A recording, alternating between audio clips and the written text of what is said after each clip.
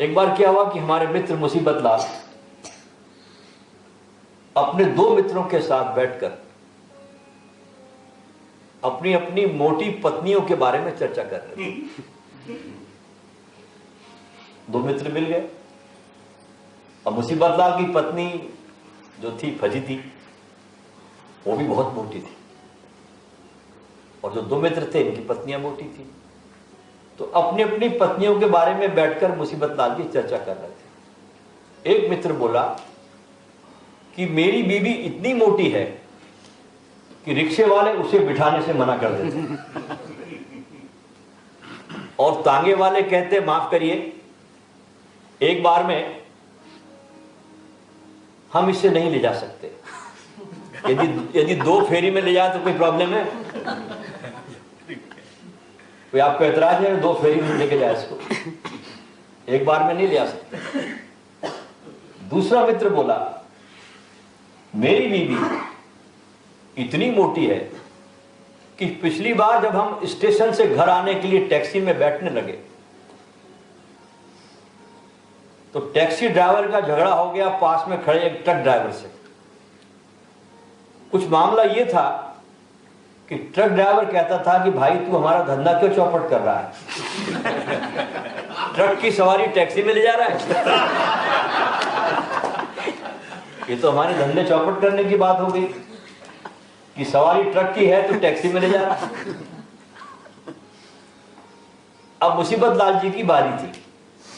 मुसीबत लाल जी ने कहा तो कुछ भी नहीं है, तुम मेरी बीवी के किस्से सुनोगे तो गश खाकर गिर जाओगे। अभी परसों शाम की ही बात है, उसका पेटीकोट धुलवाने के लिए धोबी के यहां गया मैं। मेरी पत्नी का पेटीकोट लेकर मैं धोबी के पास धुलवाने गया तो धोबी ने कहा क्षमा कीजिए महाराज, क्षमा कीजिए श्रीमान जी, हमारे यहां टेंट और तंबू धोने का काम नहीं किया जाता। हम लोग टेंट और तंबू नहीं धोते। एक गांव में ऐसा हुआ कि कथा हो रही थी और पंडित अशुद्धानंद विश्वास और ज्ञान के बारे में जनता को समझा रहे थे कि ज्ञान किसे कहते हैं और विश्वास किसे कहते हैं, दोनों में क्या फर्क है।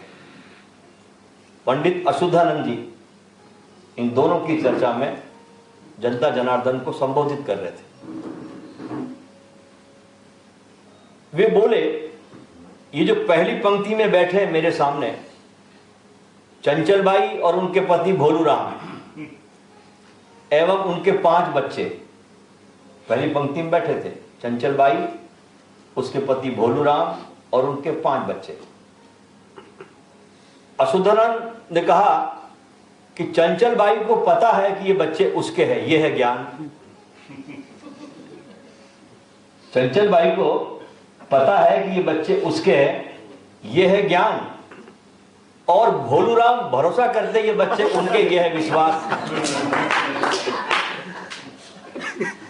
भोलूराम भरोसा करते हैं कि ये बच्चे उनके हैं, यह है विश्वास। एक चीनी कहावत है बहुत सुंदर कि एक घंटे की खुशी के लिए एक झपकी ले, उसमें आपको 1 घंटे की खुशी मिलती है। खुशियों का वर्णन किया जा रहा है चाइनीज गाथाओं में। वो कहते 1 घंटे की खुशी के लिए झपकी ले, 1 दिन की खुशी के लिए पिकनिक पर जाए। पिकनिक खुशी 1 दिन रहती है, दूसरे दिन नहीं रहती, दूसरे दिन थकान होती है। 1 महीने की खुशी के लिए शादी कर ले, 1 महीना।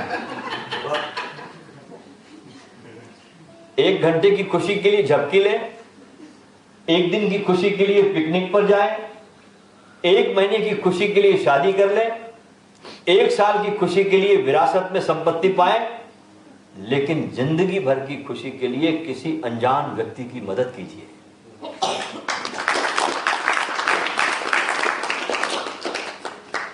जिंदगी भर की खुशियों के लिए अगर आप चाहते हैं तो किसी अनजान व्यक्ति की मदद जरूर करिए। यहीं से आपकी मनुष्य होने की शुरुआत होती है, ध्यान रखना।